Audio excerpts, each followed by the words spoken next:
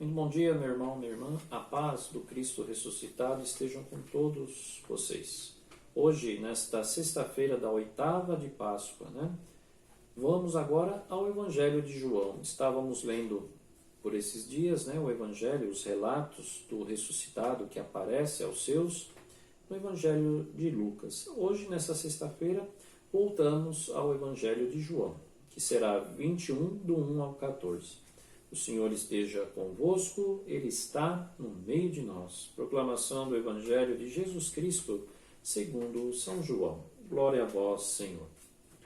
Jesus apareceu aos discípulos junto ao mar de Tiberíades, quando já ia amanhecendo. Jesus chegou até a margem, mas os discípulos não sabiam que era ele. Então Jesus disse: Filhos, será que vocês têm alguma coisa para comer?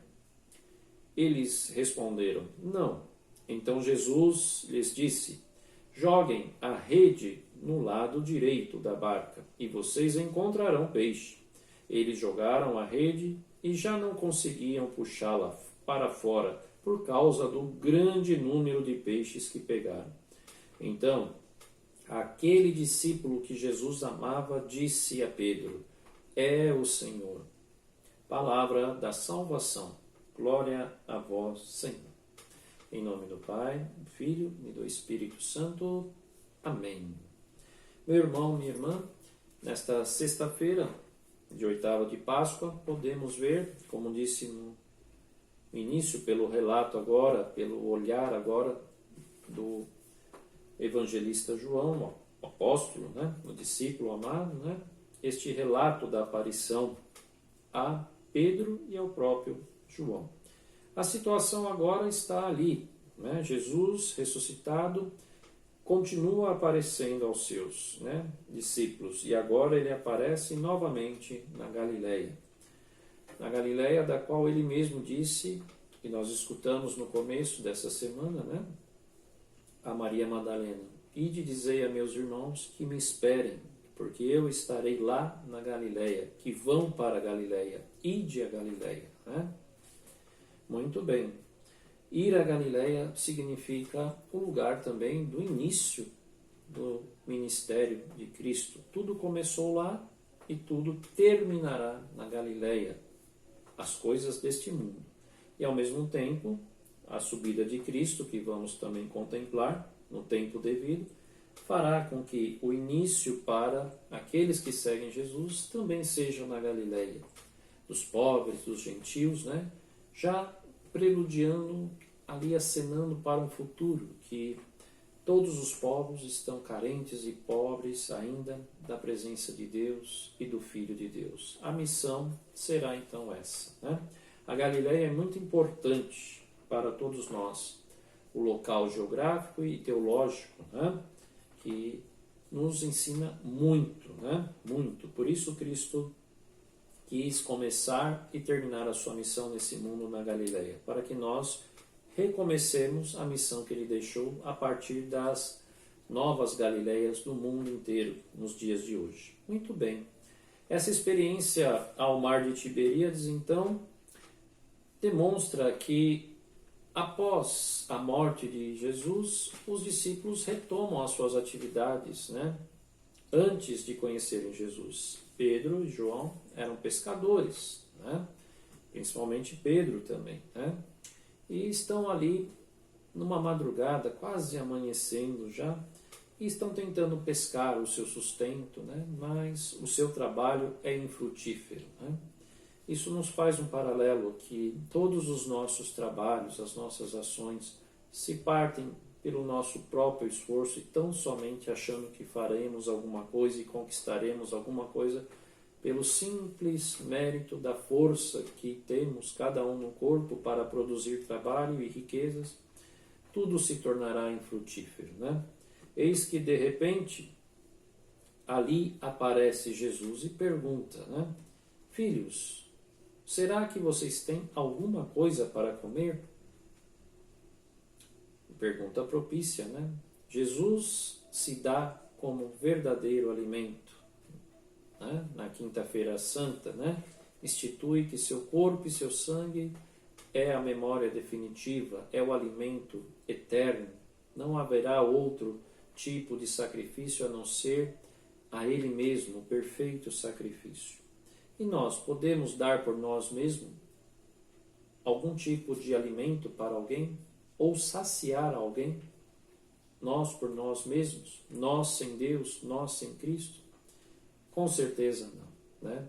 Na experiência de frustração desta pesca de madrugada, no escuro, né, nas trevas, logo no amanhecer a luz se manifesta, né? A luz física, o amanhecer da manhã, e o próprio Cristo, a luz definitiva, se manifesta a eles e pede, e dá uma ordem, em bom sentido da palavra ordem, né? Pesquem, joguem a rede, né? Joguem a rede do lado direito. Aparentemente um estranho para Pedro, para João. E eles obedecem, né, a um estranho e jogam a rede, e diz aqui que era tão numerosa a quantidade de peixes que quase não conseguem trazer de volta, né, para dentro do barco. Então, aí, fazendo as coisas, obedecendo a voz, né, se deixando guiar por aquele que é luz, né, se alimentando daquele que é o alimento e se fez alimento, as coisas e o cenário mudam, né? Aquela frustração agora se tornou, pela uma palavra de um suposto desconhecido, algo tão prazeroso, tão numérico, né? Quantidade de peixes, que o sucesso estava ali.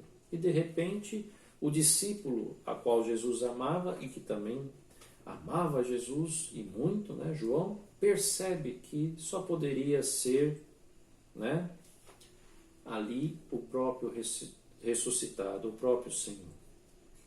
Reconheceu que aquele que falava era aquele que ele amava. Portanto, João reconhece e diz a Pedro que depois se lança no mar e vai nadando até o encontro do Senhor. E o Senhor os espera, né, na beira ali da praia, e oferece a eles uma refeição, né?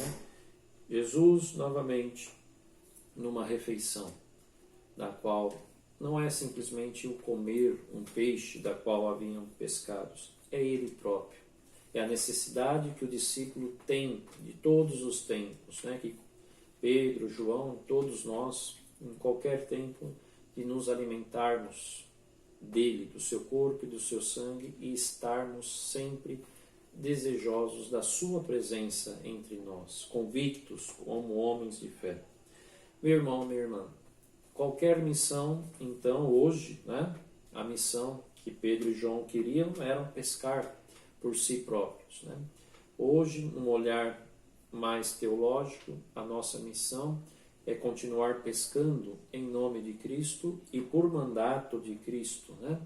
Novos homens e novas mulheres, para que possam acreditar e também participar da presença e participar também da refeição, da Eucaristia, né? Ou seja, desfrutar do ressuscitado, né? Que sempre, sempre nos oferecerá a si mesmo como um sacrifício definitivo, uma oblação perfeita para a nossa, muitas vezes, deficitária caminhada, né? Pois bem, Ele nos torna fortes, né?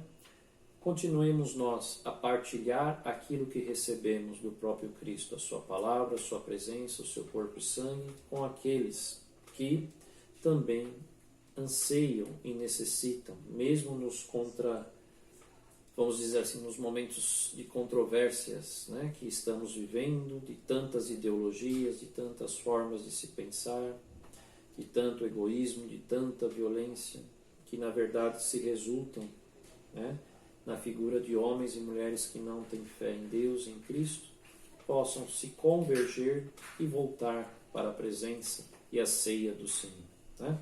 Que isso possa acontecer através de nós, que temos fé no ressuscitado. Meu irmão, minha irmã, então nesta oitava de Páscoa, nesta sexta-feira, vivenciando toda a força, toda a alegria do tempo pascal, possamos nós reforçar o nosso discipulado, reforçar o nosso testemunho e nos tornarmos missionários, evangelizadores, verdadeiros seguidores e apóstolos de Cristo para aqueles que têm tanto anseio em conhecer ao Senhor. Rezemos também nesse tempo de dificuldade, rezemos também nesta sexta-feira por todos aqueles que estão sofrendo, né, com essa pandemia, com a questão, né, do Covid, mas também com tantas outras doenças, né, do corpo e também da alma, para que possam recuperar a força do corpo e da alma, mas acima de tudo manter firme a fé que tudo vai se transformar num milagre ao qual todos nós esperamos, né? Foi assim com João e com Pedro hoje, né? Pelo fato de terem obedecido à voz do Senhor. A voz do Senhor. É a Cristo que obedecemos. E com Ele, sendo obedientes pelo amor e não pela imposição, teremos sucesso em tudo aquilo que desejamos, né? A pescaria será grande na nossa vida também. É uma promessa de Cristo, né? Se confiarmos e acreditarmos e obedecermos àquele que sempre insistirá, lancem a rede do lado direito. Por minha palavra, por meu mandato, por minha vontade, né? Arrisquem em mim, lancem as redes. Amém. O Senhor esteja convosco, Ele está no meio de nós. Abençoe-vos Deus Todo-Poderoso, Pai, Filho e Espírito Santo. Amém. A pedra que os pedreiros rejeitaram tornou-se agora a pedra angular. Cristo é esta pedra, esta rocha angular na nossa vida de fé em Deus e nele, o ressuscitado. Amém.